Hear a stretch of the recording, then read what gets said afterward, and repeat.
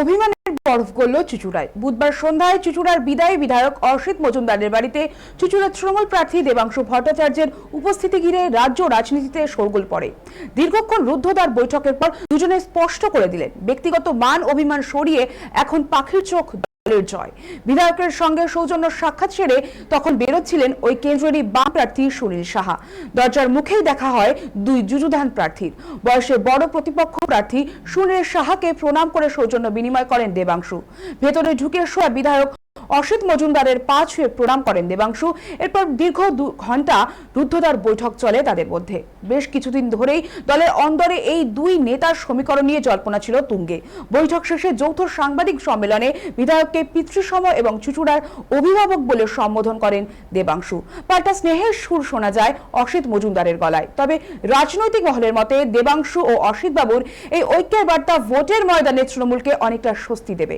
দীর্ঘদিনের অভ্যন্তরীণ টানাপোড়েন কাটিয়ে এই নতুন সমীকরণ আসন্ন নির্বাচনে কতটা প্রভাব ফেলে এখন সেটাই দেখার।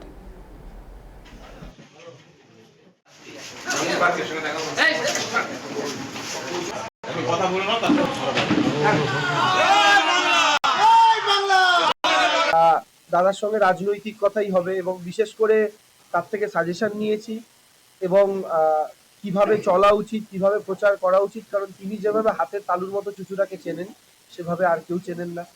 দাদার থেকে সাজেশন নিয়েছি, দাদা আমাকে অনেক সাজেশন দিয়েছেন, সেই সমস্ত সাজেশন আমি নোট করেছি।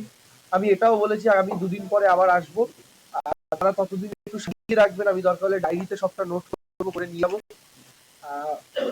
অসিতদা আশীর্বাদ করেছেন, অসিতদা বলেছেন পাশে আছেন আমার, এবং অসিতদা তো দলের দীর্ঘদিনের সৈনিক, দলের খারাপ সময়ের সঙ্গী, দলের ভালো সময়ে সংগঠনকে গুছিয়েছেন, দলের খারাপ সময় গুন্ডা বদমাইশদের সাথে লড়াই করেছেন, চুঁচুড়া শহরকে সাজিয়েছেন নিজের মতো করে। ফলে তার রাজনৈতিক যে প্রজ্ঞা, সেই প্রজ্ঞাকে প্রণাম করতে আসা, সাজেশন নিতে আসা। বাকি তো দাদার মতো করে যা বলার বলবেন। আমি দাদার কাছে এসে সমস্ত রকমই সাজেশন নেব। আমি আমার তরফ থেকে দাদাকে আবেদন করেছি যে দাদা পাশে থেকে আশীর্বাদ করো তোমার।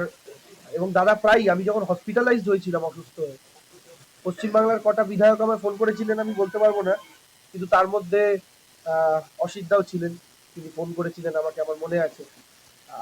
ভালো সময় দাদা যেমন যোগাযোগ করেছেন, খারাপ সময় সেরকম খারাপ সময়ও দাদা যোগাযোগ করেছেন। আশীর্বাদ, অসিতদার আশীর্বাদ, অসিতদার সহযোগিতা ছাড়া আমি চুঁচুড়ায় এক পাও চলতে পারবো না। দাদার থেকে সেই জন্য আমার আশীর্বাদ নিতে আসা, এবং দাদা আমাকে আশীর্বাদ করে বলেছেন যে তোর জন্য যতটুকু যা করার আমি সেটা তোর জন্য করবো।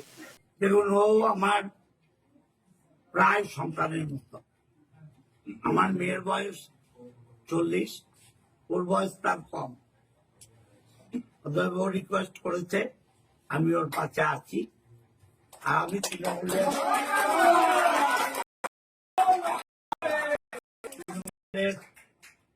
প্রার্থী জিতু মমতা ব্যানার্জি চতুর্থবারের জন্য মুখ্যমন্ত্রী হন, আমার আশা এটা, এবং সেটার জন্য যা করার করব। দাদা, সোশ্যাল মিডিয়ায় আপনার বিরুদ্ধে অনেক কথা দেখা হচ্ছে, আপনাদের দলের লোকেরাই লিখছেন, কি বলবেন? এই ভোটের সময় তো এটি আপনাদের দলের ক্ষতি। এরা দলের লোক বলে আমার মনে হয় না। এরা বিজেপির থেকে, লোকসভায়ও দেখেছেন, বিজেপির থেকে টাকা খেয়েছে। অতএব এরা বিজেপির দালাল অর্ধেক।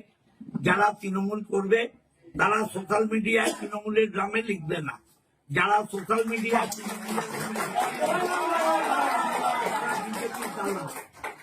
তারা বিজেপির দালাল।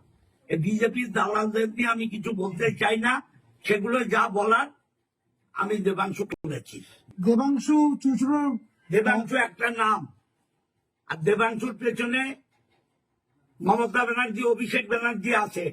অসিত মজুমদার নগণ্য। অসিত মজুমদার একটা তৃণমূলের সৈনিক। ওর মাথার উপরে যেখানে অভিষেক আছে, যেখানে মমতা আছে, অসিত মজুমদারের নামের কোনো দরকার হয় না।